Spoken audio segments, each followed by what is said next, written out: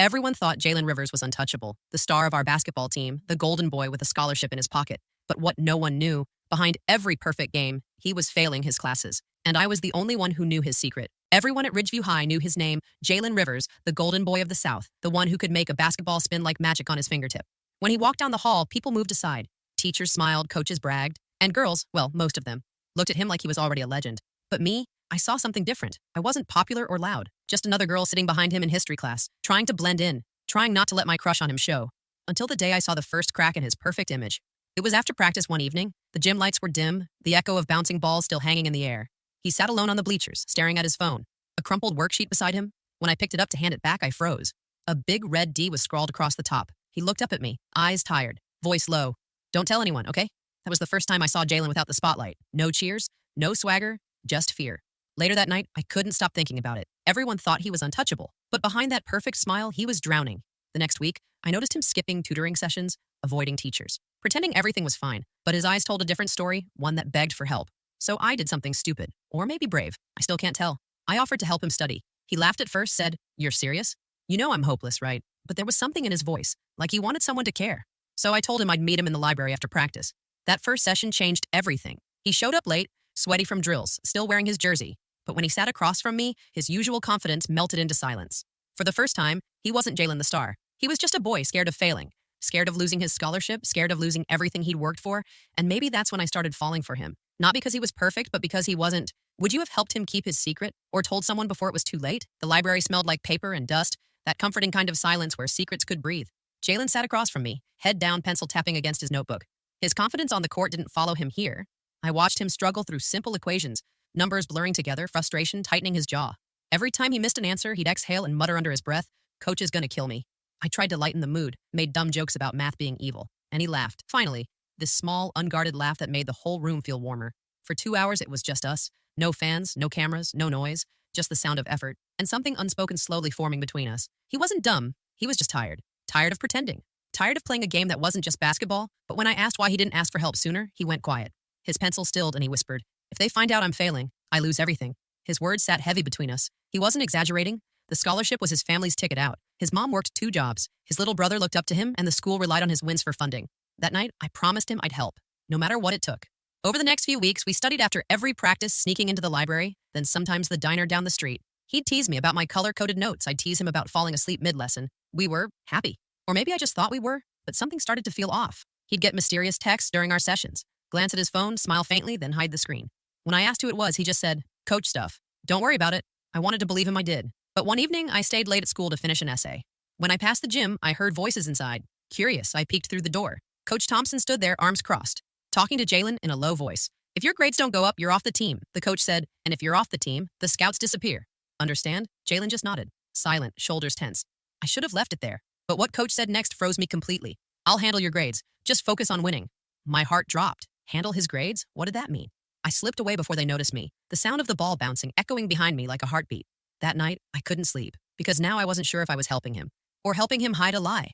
If you discovered your school was covering up grades for star players, would you speak up or stay quiet? The next morning, everything felt different. The hallways buzzed like usual, but all I could hear was that voice in the gym. "I'll handle your grades. Just focus on winning." I tried to act normal, smiled at Jalen when he passed me, but my chest felt tight. He looked calm, confident even, like nothing had happened, like he wasn't carrying a secret big enough to crush everything. At lunch, he slid into the seat across from me. Same grin, same sparkle in his eyes. "Hey, study date tonight?" I nodded, forcing a smile, but my mind was already spinning. That evening, he was late again. When he finally arrived, he looked drained, eyes red, jersey half tucked, hands trembling slightly. I asked if everything was okay. He shrugged, then said quietly, "I'm fine. Just pressure, you know?" I wanted to tell him what I'd heard. Ask him straight, but I couldn't. He trusted me, and part of me was scared of the answer. Instead, I said softly, "You don't have to carry all this alone." He looked at me, really looked, and said, "I don't think you know what happens if I fall." I did, though. I'd seen the way the school worshipped him. How every win was plastered on posters. How every loss made the whole town whisper to them. He wasn't just a player. He was their proof that dreams still existed. As days turned into weeks, the pressure grew. Midterms loomed. Scouts visited. And I saw how Jalen changed. Less sleep, more stress, and sometimes a strange look in his eyes, like he was slipping away from the person I knew. Then one afternoon, I found something in his backpack while we were studying. A copy of an exam, already filled in. Perfect answers. When he saw me holding it, his face went pale. "It's not what it looks like," he said quickly, but his voice cracked. I felt my stomach twist. "Jalen, where did you get this?" He hesitated, then whispered, "Coach gave it to me." I couldn't breathe. The boy I'd been falling for, the one I thought I was helping, was cheating. Because the adults around him taught him that winning was worth more than honesty, he tried to explain, said he didn't want it, said coach forced him to, said if he failed, his scholarship was gone, and so was his family's future. And maybe he was right, maybe he didn't have a choice. But I couldn't stop thinking if I kept quiet, was I any better than him? That night when he left, I sat there in the empty library, the silence heavy. The pages of his fake exam staring up at me like a secret begging to be told. Would you risk exposing someone you care about if it meant saving their future or destroying it? The next few days felt like walking through fog. Jalen acted normal. He joked. He practiced. He smiled when people called his name in the hall, but I could see it, the cracks forming behind his grin. And every time I looked at him, I saw that paper in my mind. Those perfect answers, that perfect lie. The school buzzed with excitement. Regionals were coming. Everyone said this was his year. Scouts from big universities were flying in, and the gym looked like a war zone of banners and cameras. But when I looked at him before practice, he didn't look like a star. He looked scared. That night, we met again in the library. I thought about confronting him, telling him I couldn't keep this secret anymore. But when he sat down, all he said was, "Thank you for being the only person who believes in me." My throat tightened, because that wasn't true anymore. I didn't know what to believe. He studied for an hour, or at least pretended to. Then he leaned back and said quietly, "If I pull this off, I'm getting out of here." For good, I smiled weakly, but my chest hurt, because I didn't know which part of him wanted to escape, the honest boy or the desperate one. When I walked home that night, the streets shimmered with summer heat, and every thought in my head battled between truth and loyalty. The next morning, something strange happened. Coach Thompson stopped me in the hallway. He smiled in that fake, polite way teachers do when they're hiding something. "You're helping Jalen with his studies, right?" He asked. I nodded slowly. He leaned in, lowering his voice. "Let's make sure he stays focused on the court. Leave the rest to me." The way he said it made my skin crawl, like he knew what I knew, like he was warning me. For the first time, I felt afraid. Not of Jalen, but of the system protecting him, of the grown men shaping his choices, of how easily truth got buried under winning streaks and scholarship dreams. Game day came. Crowds packed the gym. The cheerleaders screamed. The lights burned so bright it felt like day. And Jalen? He played like his life depended on it. Every shot, every pass, every movement was desperate perfection. When he scored the winning basket, the crowd erupted. Everyone stood, cheering his name, everyone except me. Because while they celebrated his success, I was watching his face, and behind his smile I saw guilt. Deep, heavy, unshakable guilt. Would you still cheer for someone you knew had cheated if they said they did it to survive? The gym was still echoing when I slipped inside after the game. The crowd had gone. The lights were dim, and the sound of celebration was fading down the hallway. Jalen sat on the bench alone, sweat dripping down his neck, head bowed over his hands, the trophy beside him gleaming like it meant something, but his face said otherwise. He didn't look up when I walked in. Didn't even move. I stood there for a second, unsure what to say, then finally whispered, "You did it." He laughed once, a low, bitter sound. "Yeah," he said. "I did." I stepped closer. "You should be happy." He looked up, then eyes dark, voice tired. "I should be, but it doesn't feel like mine." The truth hung there, heavy and cold. He didn't need to say more. We both knew what he meant. I sat down beside him, close enough to smell the sweat and the salt of the game. He stared at the floor. "I didn't ask for any of this," he murmured. "I just wanted to play. They told me I had to win. That's all that mattered." His voice cracked. "They made me believe I was nothing without the game." And suddenly I saw it clearly. This wasn't just about a grade or a scholarship. It was about a boy being used. A dream being twisted by people who only cared about the scoreboard. I wanted to tell him to confess, to stop before it got worse. But before I could, Coach Thompson walked in. He froze when he saw me. Then his smile returned, sharp and practiced. "Well done, Rivers," he said. "Proud of you, son. Keep it up, and that scholarship's yours." He turned to me. "Library girl, right? Good work helping him stay on track." I felt my stomach twist. His words were soaked in irony because he knew I knew, and he didn't care. After he left, the silence stretched. Jalen leaned back, staring at the ceiling. "What do I do now?" he whispered. I didn't have an answer. I just said, "Tell the truth." He looked at me, eyes hollow. "If I do, I lose everything." And I realized something. He was right. He couldn't tell. Not without taking down the coach, the school, the dream his mother worked for.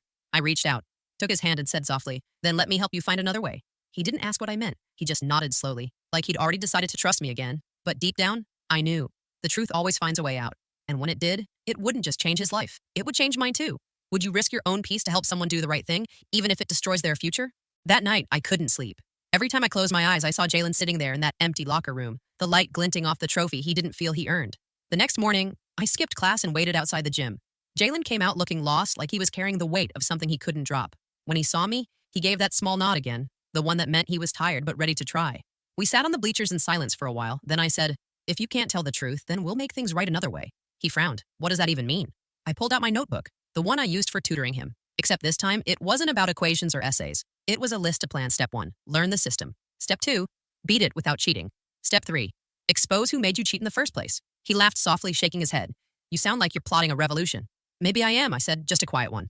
We started spending every afternoon in the library again, not to fake his grades, but to actually learn. Really learn every missed lesson, every skipped test, every buried truth. At first, he struggled. Words blurred, formulas slipped away, but then something changed. He began to get it, like he wanted to understand this time. Not for a grade, but for himself. I remember one night, the janitor had already turned off the hallway lights, and Jalen looked up from his notes, smiling for the first time in weeks. He said, "You know what's crazy? This actually makes sense now." And I smiled back, because it wasn't just about school anymore. It was about freedom, but I also knew we were running out of time. The school's end-of-year review was coming. If anyone checked the old grades, the truth would fall apart. That's when I saw Coach Thompson watching us from the doorway, arms crossed, face unreadable. He didn't say a word, just turned and walked away. That night, Jalen texted me. He knows. I didn't reply. I just stared at the message because I knew what would come next. He'd try to stop us to protect his reputation, to keep his winning player untouchable. But what he didn't know was that Jalen wasn't the same scared kid anymore, and neither was I. Would you risk your future to fix someone else's past? The next morning, Jalen didn't come to class, not to the gym either, not even lunch. By the time the last bell rang, my phone buzzed with a message from an unknown number. "Meet me behind the field house, don't tell anyone." It was Coach Thompson. I almost didn't go, but curiosity always wins with me, and maybe a little fear too. He was standing there by the fence, hands in his jacket pockets, whistle hanging like a thread around his neck. "I know what you're doing," he said, voice low but steady. "You think you're helping him, but you're not." I said nothing. He stepped closer. "You're smart, kid. But you don't understand how this works. Colleges don't care about stories. They care about stats. He keeps playing, we all win. You mess that up, and you both lose." There was this heavy silence. Then he added, "Do yourself a favor. Walk away. Focus on your future." I wanted to scream at him. Tell him Jalen's future wasn't his to sell. But the way he looked at me, it wasn't anger. It was warning. Like a man who'd buried too many truths already. He walked away, but his words stuck. They kept echoing every time I saw Jalen. Every time he smiled like the old him. Every time I thought we might actually fix things. Later that day, I told Jalen what happened. He didn't even look surprised. He just sighed. "Yeah, he called me into his office this morning. Told me if I keep hanging out with you, I can kiss my scholarship goodbye." My heart dropped. "So, what did you say?" He looked at me for a long second, then said, "I told him I'm done playing his game." I didn't know whether to feel proud or terrified because I could see it in his eyes. This wasn't rebellion, it was liberation. We both knew what that meant. The scholarship, the future. Everything gone. But the strangest thing, he smiled anyway. "Guess it's time to find out who I really am without the ball," he said. That night, I sat in my room staring at the ceiling, thinking about how everyone said the game would make him, but maybe losing it was the only way he could ever win. Would you walk away from everything you worked for just to finally feel free? The next day, the whispers started fast, sharp, poisonous, like gossip always is in small towns. By lunch, everyone knew Jalen had quit the team. Some said he got suspended. Some said he cursed out the coach. Others said I had something to do with it. I tried to ignore the stares, but it was hard when every hallway felt like a trial, and every step I took echoed with someone's judgment. When I saw Jalen by the bleachers, he was sitting alone, hoodie up, staring at nothing. The captain's jersey that once made him untouchable now just made him a target. I sat beside him. "You okay?" He laughed under his breath. "Feels weird, like I'm still running, but the finish line disappeared." I didn't know what to say, so I said the only thing that felt true. "You're still you, Jalen, with or without the court." He looked at me and smiled, but it was the kind of smile that hides exhaustion. "The thing is," he said quietly, "I don't know who that is anymore." That hit me harder than I expected, because I realized he wasn't just losing basketball, he was losing identity. That afternoon, Coach Thompson called an emergency team meeting. I wasn't supposed to be there, but I listened from the hallway. His voice carried through the doors. "Basketball's about discipline, about loyalty. Some people forget that when things get tough," someone muttered. "He's talking about Jalen." Someone else said, "He's done for." I felt my throat tighten, because none of them knew the truth. They didn't know Jalen was failing because no one ever asked how he was doing, only how many points he scored. After school, the athletic director called him in, said the university was reconsidering his scholarship offer, which was just a nice way of saying it was over.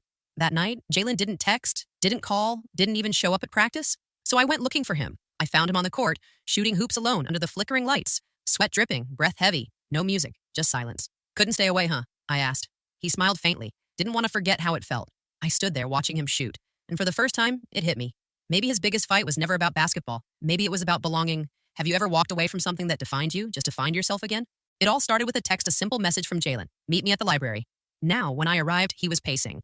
Eyes dark, fists clenched, jaw tight. Something inside him had snapped, and I knew this was it. The moment the secret could no longer stay buried. "I can't hide it anymore," he said, voice shaking. "The grades, the cheating, coach, everything." My stomach dropped. This was bigger than I imagined. "Are you sure?" I whispered. He nodded. "Yeah. It's time someone knows the truth, even if it ruins everything." We went to the principal together. I stayed silent, letting him speak. And for the first time, he looked small but real. Not the untouchable star everyone adored. Not the golden boy of Ridgeview High, just a kid who'd made mistakes under pressure. He told the whole story. How coach had given him exam answers, how he'd faked his grades, how he'd been terrified of losing the scholarship, letting his family down, letting me down. The principal listened. Silent at first, then sighed. "This is serious, Jalen. Serious enough that we have to report it to the university." I reached for his hand. He squeezed it, and I could feel the weight of months of fear, lies, and pressure lifting. If only a little word got out fast. The news spread through the school like wildfire. Some students were shocked, some angry, some couldn't stop whispering. Jalen faced consequences. The scholarship offer was revoked. He was suspended for a month. Coach was under investigation, but something else happened too. Something quieter. Students started coming up to him. Not cheering, not mocking, just talking. Asking if he was okay. Asking how he felt. I realized then he wasn't broken. Not completely after the storm. We stayed late in the empty library. He leaned back in the chair, exhausted but lighter. I don't know what comes next, he admitted, but at least I'm not lying anymore. And I smiled. Because finally, the boy everyone worshipped for basketball, the boy who hid behind perfection was free to be himself. We didn't know what the future held. Scholarships lost, opportunities gone, but something better remained. Honesty, trust, and the quiet courage it took to choose truth over fame. If you were in Jalen's shoes, would you tell the truth knowing it could cost you everything or keep hiding it? The weeks after the truth came out were strange. Quiet.